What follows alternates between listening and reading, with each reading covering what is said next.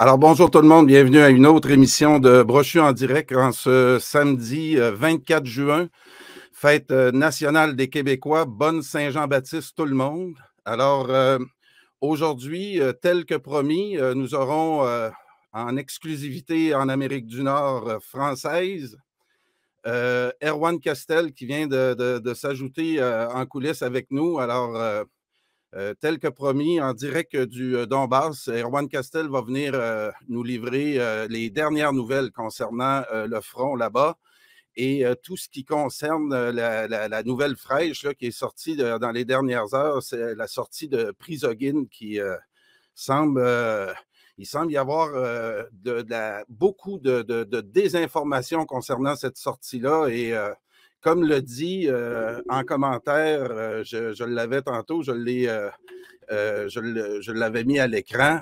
Erwan Castel tombe à pic ce matin pour nous expliquer tout ce qui se passe actuellement sur le front et toute la dangerosité du moment. Il nous l'avait déjà dit, quand un géant tombe, il fait des vagues. Et là, nous y sommes. J'ai contacté Erwan il y a environ 48 heures pour lui demander de venir intervenir ici à mon émission pour venir nous expliquer jusqu'à quel point les tensions sont à leur maximum actuellement. Le régime de Zelensky tombe sous nos yeux malgré la désinformation là-bas, malgré qu'on nous parle de courage du peuple ukrainien. Bien, il y a un sacrifice en ce moment qui... les Ukrainiens meurent. On l'avait dit aussi à l'émission, l'Occident anglosphérique semble vouloir y aller jusqu'aux derniers Ukrainiens. Et nous y sommes. Nous sommes à cette période où le conflit peut devenir une guerre totale à tout moment. J'avais demandé à Erwan, justement, il y a quelques heures, si j'étais... j'empirais les choses en pensant qu'on est sur le bord d'une guerre totale et Erwan me dit non, Carl, tu sembles bien lire la situation actuellement. On peut tomber dans un conflit directement entre l'OTAN et la Russie qui annonce pas de très belles choses. Alors, sans plus tarder, une chanson que Erwan a mis sur son Telegram ces dernières heures pour vous montrer que dans le Donbass, il y a des Russes là-bas qui continuent à vivre malgré l'horreur de la guerre. Erwan a voulu nous le présenter. Alors, avant de vous introduire Erwan, je laisse la régie à Jean-Marc de nous présenter ce petit moment que dans un café souterrain du Donbass, il y a encore de la vie, ça donne espoir. Alors, je vous présente cette chanson-là et je vous reviens tout de suite après avec Erwan Castel en direct du Donbass.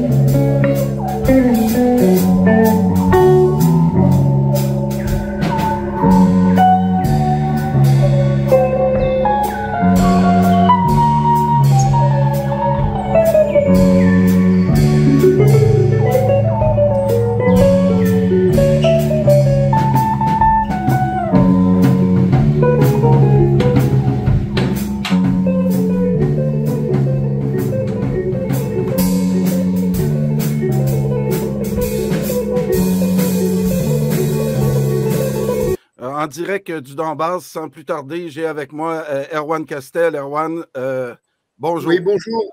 Bonjour à tous. Content de vous retrouver. Alors, effectivement, dans le Donbass, l'actualité est très chargée, à la fois sur le plan militaire, sur le plan international, sur le plan politique. Donc, je vais essayer d'être concis. On va vite balayer la situation sur le front. Ensuite, les potentialités internationales de cette offensive ukrainienne qui piétine. C'est un doux euphémisme pour ne pas dire qu'elle s'enlise lamentablement. Et enfin, on terminera par l'actualité récente, donc avec le coup de force de Evgeny Prigojine, donc le patron de Wagner, qui a voulu, je ne sais pas, donner un coup de balai au sein de l'appareil politico-militaire russe pour des raisons qui sont connues, mais dont on ne soupçonnait pas qu'elles débouchent sur, je dirais, une telle position radicale. Voilà. Donc parce qu'on a des questions maintenant à te poser. Beaucoup d'auditeurs ce matin se sont levés avec l'information concernant Prigojine. Tu voulais en parler donc avec Yves, si tu le veux bien, on va couvrir l'information. Yves, en direct de Belgrade, bonjour. Oui, bonjour. Bonjour, camarade Castel. Est-ce que tu as des échos de ce qui se passe à l'intérieur de la Russie, entre Moscou et Rostov? Oui, alors voilà, il faut d'abord, je vais faire très vite fait en quelques secondes, je vais rappeler que ce qui s'est passé cette nuit, d'une manière radicale, c'est la conséquence logique, bien que surprenante, surtout dans le contexte de l'offensive ukrainienne, ça paraît même suicidaire ou en tout cas contre-productif. C'est la conséquence d'une grogne à l'encontre de l'état-major, du haut état-major russe. Oui. On a observé, là c'est pareil, il ne faut pas se voiler la face, qu'en mars 2022, il y a eu des impérities de cet état-major russe qui se sont prolongées jusqu'en septembre, où il y a eu on ne va pas dire des erreurs, des fautes de commandement, parce que tout général reste un être humain et donc il fait parfois des mauvais choix. Parce que l'art opératif lui demande de réagir rapidement. Et là, en l'occurrence, l'état-major russe a parfois traîné un peu dans ses réactions. Et du coup, il a été fortement critiqué, y compris par des gens comme Kadyrov, des gens comme Prigojine, effectivement, à partir du moment où ces gars de Wagner étaient à l'assaut de Artemovsk-Bakhmout. Et donc, cette grogne était un peu à l'encontre d'officiers généraux comme le général Lapine, comme Shoigu, comme Gerasimov. Et donc, on voyait que cette grogne s'amplifiait. Des fois, ça partait même dans des déclarations un peu avec un vocabulaire très grossier à l'encontre du général Shoigu. On voyait parce que Prigojine, c'est quelqu'un qui aime bien être au contact du peuple. Et donc, il aime bien user de vocabulaire un peu outrancier. Donc, on voyait que parfois que ça dérapait un peu sur le plan langagier. Par contre, moi, j'ai été vraiment surpris, pour pas dire choqué, de me lever ce matin et de regarder les infos et d'apprendre que des groupes Wagner, donc des unités Wagner, avaient pris le contrôle de l'état-major des opérations spéciales russes à Rostov. Qu'il y avait même des unités russes, semblerait-il, parce que tout reste à confirmer, qui auraient rallié donc le coup de force de Wagner. Wagner, les revendications de Prigojine sont toujours les mêmes, c'est-à-dire qu'il veut voir Shoigu et Gerasimov être remplacés par des gens plus compétents, selon lui, au niveau militaire, et peut-être plus réactifs sur le plan et plus radicaux sur le plan des opérations militaires. Alors, la situation ce matin, elle est très confuse. En fait, au moment où je vous parle, on ne peut pas vraiment appuyer certaines réalités. On a entendu parler d'hélicoptères russes qui auraient été abattus par les forces Wagner. Ce sont des hélicoptères essentiellement de guerre électronique. Aucun des équipages aurait été blessé ou tué. Il y a un hélicoptère Mi-8 qui a été également filmé en feu dans un du côté de Voronezh, je crois. En fait, c'est un hélicoptère Mi-8 qui a été brûlé. Il était déjà posé au sol et vide de son équipage. Donc, il faut faire très attention au choc des images, même si effectivement certaines sont surprenantes, parce qu'on peut, à partir d'une image, dire tout et tout et son contraire. Donc, l'aviation russe, là, c'est pareil, les dernières infos, on dit une colonne de Wagner aurait été détruite par l'aviation russe au nord de Voronezh. Parce que, en fait, les groupes Wagner ont commencé à Rostov, puis se sont montés un peu du côté de Belgorod, de Koursk et de Voronezh. Donc, a priori, ils voudraient un peu prendre le contrôle de certains points névralgiques, un peu dans cette zone. L'objectif, c'est Moscou. Alors, voilà. Donc, en passant au nord de Voronezh, effectivement, c'est la route, la fameuse autoroute M4 qui va à Moscou. Et on dit que des avions de combat russes auraient attaqué une colonne de Wagner. En fait, la réalité des gens qui sont allés sur place, c'est qu'il y a eu un tir d'intimidation réalisé dans les champs à côté de la route. Mais il n'y a pas eu d'affrontement direct de l'aviation russe sur les groupes Wagner.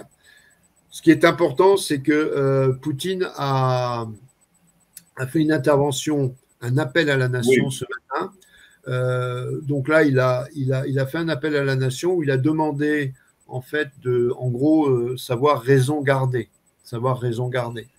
Et dans cette intervention, il a condamné ce qui se passe, mais il n'a pas cité le nom de Prigozhin. Tout à fait. Donc, c'est-à-dire qu'en fait, Poutine, il a joué, c'est un peu dans son caractère à chaque fois qu'il intervient, il joue une espèce à la fois de rôle de commandeur et de médiateur. C'est-à-dire qu'il a toujours cette rhétorique visant à dire « Attendez les gars, calmez-vous les enfants, je ne veux pas savoir qui a commencé la bagarre dans la cour de l'école, mais on va se calmer. » Donc, du coup, au niveau populaire, c'est assez compliqué parce que, en gros, comment je pourrais résumer ça sur le plan psychologique ? Je pense qu'il y a effectivement une méfiance de beaucoup de gens vis-à-vis du haut état-major russe, parce que l'état-major russe, alors c'est peut-être une méfiance qui n'est pas justifiée, mais voilà, elle est là parce qu'il y a des défauts dans la communication russe, on ne va pas revenir là-dessus, on sait très bien que dans le domaine de la communication, les Russes ne sont pas très bons, voire même ils sont assez nuls, mais bon, Prigozhin, lui, au contraire, il a une hyper-communication se voulant très glasnost. Il veut dire la vérité. Quand il a des pertes, il dit qu'il a des pertes. Quand il n'y a pas de… Voilà. Donc, les gens du peuple, les soldats, ils aiment bien les gens qui sont les personnes, les responsables qui sont honnêtes dans le sens de la communication. C'est direct, oui. Voilà. Donc là, c'est vrai que l'état-major russe ne marque pas des points dans ce domaine-là. Donc, ça crée une méfiance vis-à-vis des comptes rendus officiels de l'état-major russe qui dit qu'il n'y a pas de problème, que tout est sous contrôle, qu'on ne recule pas sous les coups de boutoir ukrainiens, mais qu'on réalise des retraites organisées et prévues et anticipées de longue durée. Donc, on voit très bien, on l'a très bien vu en 2022, qu'il y a une espèce d'obsession de l'optimisme qui ne dupe personne. Donc, ça, c'est la première chose. La deuxième chose, je pense que Prigozhin est allé trop loin. Et c'est là qu'il va se… C'est-à-dire que la contestation, voire la critique verte et forte vis-à-vis d'un commandement, qu'il soit politique ou militaire, puisse exister, je trouve ça plutôt sain. C'est-à-dire que quand il y a un débat qui est organisé, on l'a vu avec Kadyrov. Kadyrov, en 2022, il a été très critique vis-à-vis du général Lapine lorsqu'il y a eu la percée ukrainienne à Balaklava. Et qu'on a perdu Kupiansk, Krasny Liman et Izium. Donc là, il y a Kadyrov, il a été très, très vertement à l'encontre des décisions qui, pour lui, étaient tardives et qui relevaient plus d'une impéritie de commandement. Mais là, Prigozhin, il a dépassé le stade de la critique verbale et il est allé dans un coup de force militaire. Alors ça, je trouve que ça, c'est… d'un point de vue personnel, ça c'est mon opinion personnelle, ce n'est pas acceptable. Ce n'est pas acceptable. Je suis d'accord avec ce que dit Erwan Castel. Et on se souvient dans le Donbass de l'affaire des 5 chefs de milice qui avaient refusé de rentrer dans le rang, c'est-à-dire qui avaient refusé de fondre leurs troupes dans l'armée en constitution de la République populaire de Donetsk et compagnie, et de Lugansk. Eh bien, ils ont tous été éliminés. Et on a dit, c'est le SBU de Kiev qui a éliminé les chefs de milice, mais est-ce que tu es d'accord avec moi, Castel? Est-ce que c'est uniquement le SBU qui a tué, qui a liquidé les chefs de milice, ou est-ce que c'est partagé? Alors moi, je pense qu'il faut prendre pour répondre à ta question, je pense qu'il faut reprendre la mentalité humaine, parce qu'on est dans l'évolution des techniques et tout ça, mais les mentalités humaines restent les mêmes. Et si on regarde dans l'histoire des révolutions, on s'aperçoit qu'on assiste dans le Donbass depuis 2014 à des phénomènes de révolution à l'intérieur des révolutions, oui. de révolutions qui mangent leurs enfants. Je ne sais plus qui avait sorti ça en disant toute révolution finit par manger ses enfants. Et on a également, lorsque les mouvements, les insurrections sont populaires, ça se fait d'une manière toujours anarchique au départ. Et à un moment donné, lorsqu'on essaye de revenir à l'état de droit, eh bien, il faut parfois faire des coupes sombres et remettre les gens dans le droit chemin, y compris par la force ou l'élimination. Alors, je crois qu'en 2014, il y avait des groupes autonomes qui étaient constitués, notamment par exemple avec des unités cosaques. En DNR, Zararchenko, qui avait sa popularité à son avantage, il a ordonné finalement d'une manière assez rigoureuse que la normalisation soit réalisée. À Lugansk, ça s'est fait d'une manière un peu plus, je dirais, pédagogique. À Lugansk, par exemple, il y a eu toujours la présence, c'est-à-dire qu'on a autorisé certains bataillons à garder une certaine autonomie. Les bataillons cosaques comme Pripyat, par exemple, ont continué à rester un peu autonomes, mais dans la condition de rester disciplinés et alignés. Donc, cette discipline, la discipline, c'est la force des armées, on dit, hein. Donc, cette discipline, c'est ce qu'a invoqué le président Poutine en rappelant justement l'histoire et déjà les spasmes des histoires et des révolutions précédentes. On a vécu ça, même on peut remonter à Rome, hein, la Rome antique a vécu ça dans des périodes de guerre. Il y avait des légions romaines qui faisaient sédition, qui nommaient leur propre empereur, etc. Parce que on a vu ça en France lors de l'affaire de l'Algérie, quand le putsch des généraux, bien sûr. S'est révolté avec le putsch des généraux. Alors, d'une part, moi je pense que pour revenir à Prigojine, personne que je respectais fortement jusqu'à ce matin, je pense que la critique est saine, la critique même vis-à-vis du commandement politique ou militaire est saine, je viens de le dire. Passer aux actes physiques pour imposer son point de vue, je pense que c'est une mauvaise chose, déjà. Oui, c'est ce qu'a dit Kadyrov, d'ailleurs. Kadyrov, voilà, Kadyrov est vraiment dans Kadyrov, il me fait penser un peu aux vieux grognards de l'Empire, hein, c'est-à-dire des gens qui râlent tout le temps vis-à-vis de leur commandement, vis-à-vis des décisions politiques et militaires, mais qui sont toujours en première ligne et au premier rang pour obéir au chef. Il est réaliste. Voilà, il est réaliste et puis surtout, il a ce sentiment d'union sacrée. Et en plus, Kadyrov, il a aussi un autre poids sur ses épaules, c'est qu'il est responsable de la République de Tchétchénie. Il ne faut pas oublier ça. Oui. Et donc, Kadyrov, il sait très bien que la stabilité de la Tchétchénie passe par une allégeance sans faille vis-à-vis du pouvoir de Moscou. Donc, alors, on dit que Prigozhin, enfin ses forces, contrôlent la ville de Rostov. Alors, Rostov, oui. En fait, ce qui s'est passé, je pense qu'il y a eu des consignes de données. C'est-à-dire que comme l'anecdote que je vous citais de l'aviation russe qui est tirée dans les champs à côté de la colonne Wagner et non Oui. pas sur la colonne Wagner.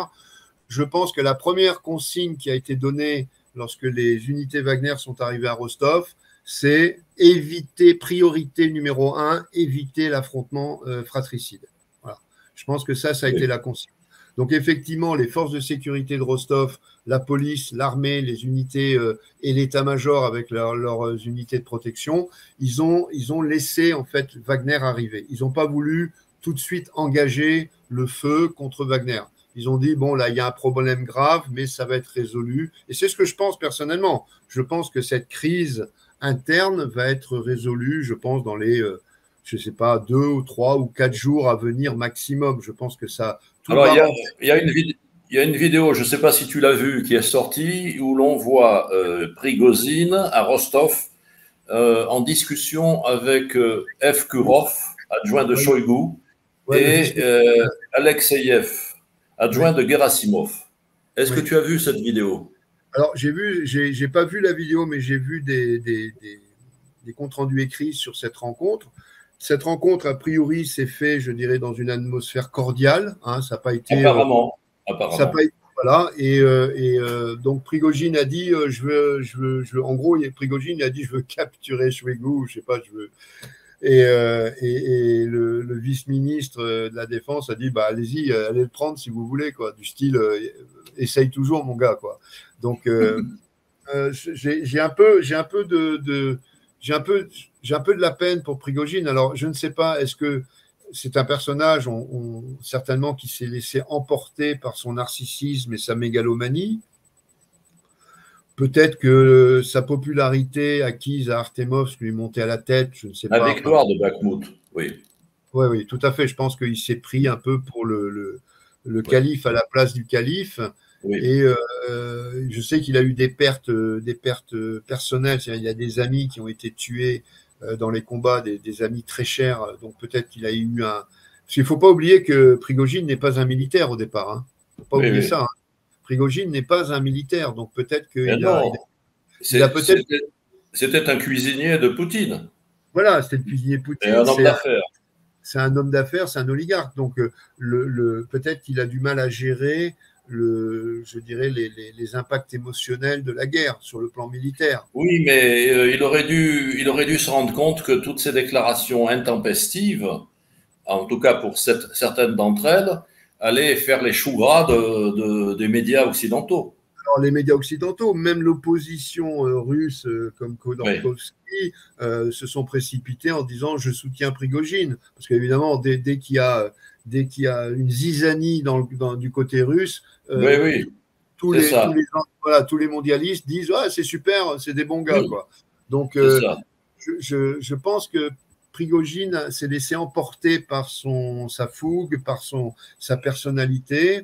Donc, moi, je suis assez triste. En utilisant aussi une image, on peut dire que moi m'est revenu immédiatement la phrase connue « on peut tout faire avec des baïonnettes sauf s'asseoir dessus ». Et Prigozhin a pris de l'importance et Poutine et compagnie n'ont pas mesuré en temps nécessaire le problème Prigozhin. Et maintenant, la crise est à chaud. Tu as entièrement raison, Yves, parce que en plus, c'est une réflexion que je faisais ce matin à une amie. Je pense qu'il y a eu un manque d'anticipation de la part du Kremlin. Et je trouve que c'est d'autant plus dommage. Alors ça, on pourra me critiquer sur ce que je dis à l'instant, mais Prigozhin avait quand même eu certains coups de colère. C'est pas nouveau, les coups de colère de Prigozhin à l'encontre du haut état-major russe. On se souvient à propos de l'approvisionnement des obus à Artemovsk, etc. Oui. Donc, c'était, je dirais pas que ce qu'il a fait aujourd'hui était prévisible, mais en tout cas, il y a une certaine logique dans le raisonnement de Prigozhin. C'est l'aboutissement d'une logique de réflexion.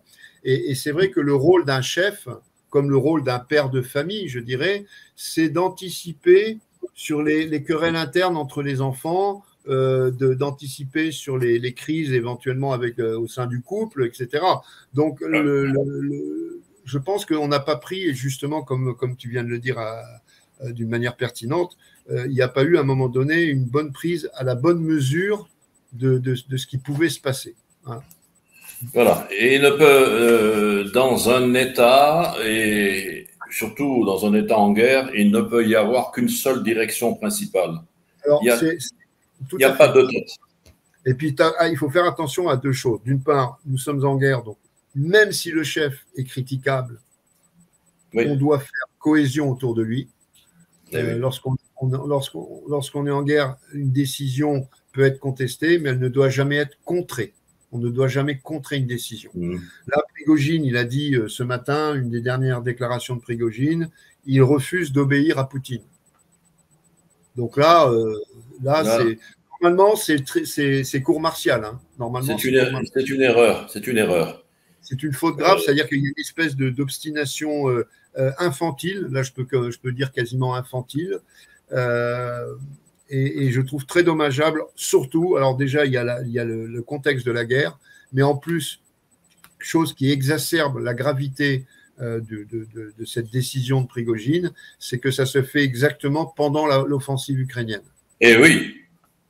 Donc c'est encore plus grave, parce que ça se serait passé, par exemple, il y a un mois en arrière ou 2 mois en arrière.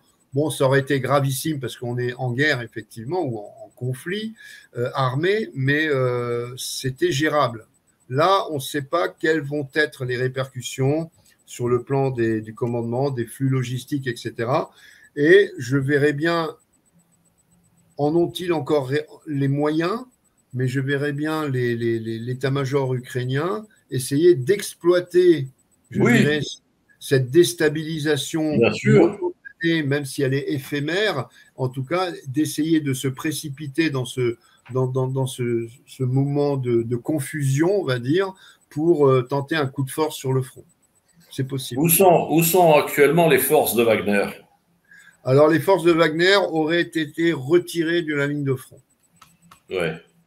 Elles étaient en repos après la bataille d'Artemovsk, qu'elles étaient parties en repos. Après, il y avait eu bombardement sur Belgorod, hein, sur la frontière entre Belgorod et l'Ukraine. Et il y avait des troupes de Wagner qui étaient parties du côté de Belgorod pour encadrer les bataillons de sécurité. À moins d'un revirement extraordinaire, je ne vois pas comment Prigojine pourrait s'en tirer.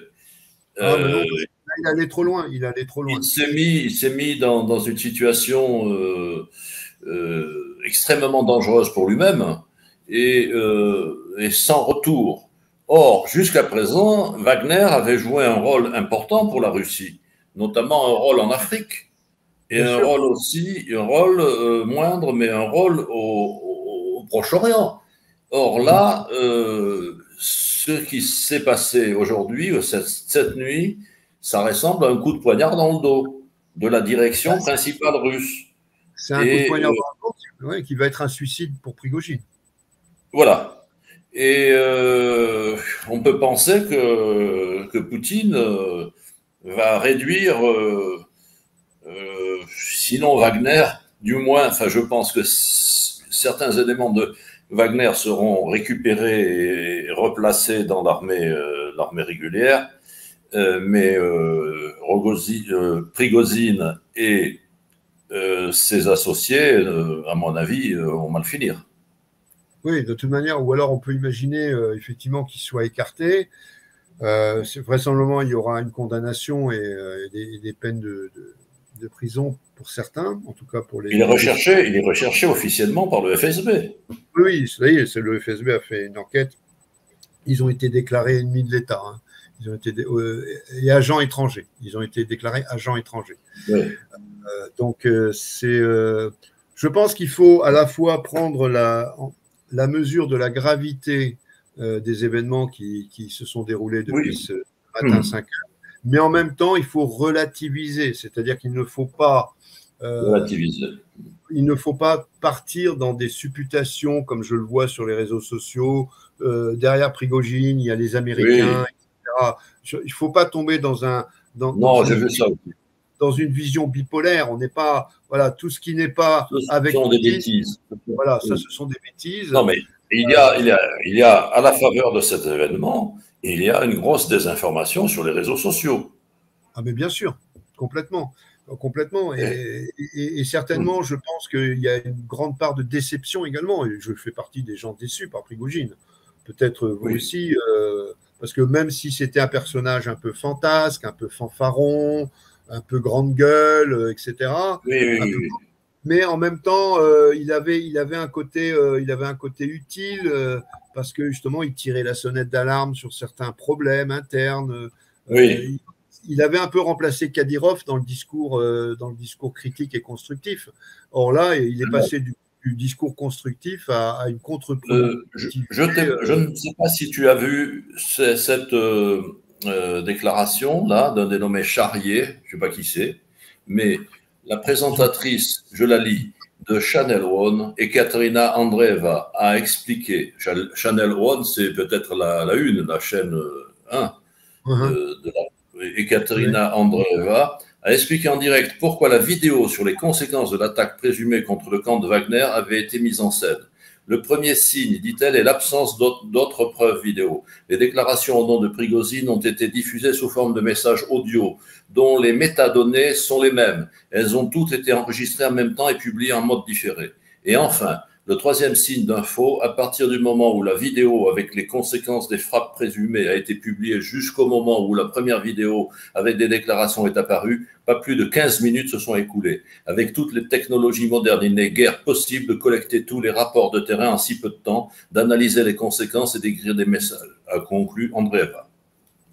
Oui, je pense qu'il y a eu un entraînement, parce qu'on a parlé justement de cette attaque d'hélicoptères russes sur des éléments de Wagner dans la région de Belgorod, je crois, qui auraient fait en gros, qui serait à l'origine du pétage de câble, comme on dit vulgairement, de Prigojine.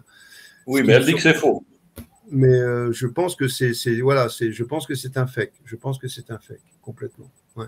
Donc les officines de propagande de guerre psychologique profitent de la situation pour accentuer le problème et optimiser la zizanie et pour assurer des gains de fonction, comme on disait pour autre chose, des gains de fonction contre la Russie. Alors je pense que le pouvoir central moscovite va radicaliser également sa politique sécuritaire, à la fois à l'intérieur, mais je l'espère également radicaliser la conduite de la guerre en Ukraine. Et puis quand même améliorer la chaîne du commandement, parce qu'il y a des carences dans la chaîne du commandement. Je l'ai dénoncé, je l'ai évoqué plusieurs fois. Il y a une lourdeur parce que c'est une chaîne de commandement verticale qui est obsolète aujourd'hui en 2023. Alors, il y a eu quand même, il faut quand même reconnaître, voilà, il ne faut pas être non plus toujours catégorique. Oui, En mars 2022, effectivement, l'obsolescence de la chaîne de commandement russe est visible pour tout le monde. Mais on a observé depuis 1 an quand même une révolution interne chez les Russes. C'est-à-dire qu'il y a une numérisation du champ de bataille, il y a le hub numérique est arrivé, c'est-à-dire que ça ouvre en horizontalité les décisions de commandement au niveau tactique. C'est-à-dire qu'aujourd'hui, un chef de char peut appeler un appui d'artillerie depuis la tourelle de son char, ce qui n'était pas réalisable il y a encore 1 an. Donc on a quand même la Russie rattrape au niveau militaire, je dirais, les défauts qui ont été. C'est aussi ça, toutes les guerres, et ça, c'est quand on évoque ensemble la Russie, mais si on regarde l'armée française en 1914, ça a été la même chose. On a, à chaque fois qu'on est confronté à un nouveau type de guerre dans la conduite des opérations, eh bien, ceux qui reçoivent le choc sont bousculés et sont obligés de tout réviser à l'interne, donc voire même de passer par des épurations de généraux. Hein. Les épurations de généraux, c'est pas uniquement russe, ça a été allemand, ça a été français, ça a été dans toutes les guerres. Il y a une remise à niveau des armées dès que le nouveau type de guerre est engagé. Donc il faut prendre du recul vis-à-vis de tous les événements actuels. C'est d'autant plus difficile de les analyser et de les commenter qu'ils sont toujours en cours. Hein. Et ils sont toujours en cours. Et comme vous le disiez justement à l'instant, Yves Bataille, c'est qu'il y a les officines de guerre psychologique qui se sont un peu jetées sur l'événement, un peu comme des mouches sur le miel, et qui ont surrajouté, qui ont voire anticipé. Et puis, on est confronté aujourd'hui à une espèce de chaos d'informations autour du personnage Prigojine. Je pense qu'il faut surtout pas conjecturer, il faut surtout pas partir dans des délires. Prigojine. Alors, absolument. Et je vois là à l'instant une déclaration de Jacques Frère. Je ne sais pas si tu connais Jacques Frère. Oui, je le suis depuis 2014. Un analyste militaire. Rostov-sur-le-Don, aucun AN-26 russe n'a été abattu. Il s'agit de désinformation occidentalo-centrée. Il y en aura beaucoup d'autres. Il y aura beaucoup d'autres fake news, enfin fausses nouvelles de ce type. Soyez prudents avec les photos, vidéos qui circulent, même dans les réseaux Internet pro-russes. Voilà ce qu'il dit. Oui, tout à fait. Oui. C'est-à-dire qu'ils vont tout le monde, côté occidental, tout le monde va se précipiter là-dessus. Comme on disait, comment il disait, comme la petite vérole sur le bas clergé du Haut-Morbihan. Voilà, donc on va. Erwan, merci beaucoup, Erwan, de ce passage. Toujours un plaisir de te recevoir. C'est réciproque. Merci. Donc, c'est ça, c'est la fête de la Saint-Jean-Baptiste aujourd'hui. Donc, alors, nous, on s'en va. Oui. Bonne fête au Québec. Dansez, chantez, faites les fous, faites plein de bêtises, comme à chaque fête nationale patriotique. Et en tout cas, tout mon cœur est avec vous. Merci, Erwan. À la prochaine. Alors, c'était Erwan Castel qui, en direct du Donbass, est venu nous donner les dernières informations. Donc, c'est à partager tout le monde. Puis, je passe vos commentaires pendant la conclusion. Bye-bye. Dans un café souterrain, c'est Erwan Castel qui nous a échangé, qui nous a donné cette vidéo-là là, juste avant l'émission.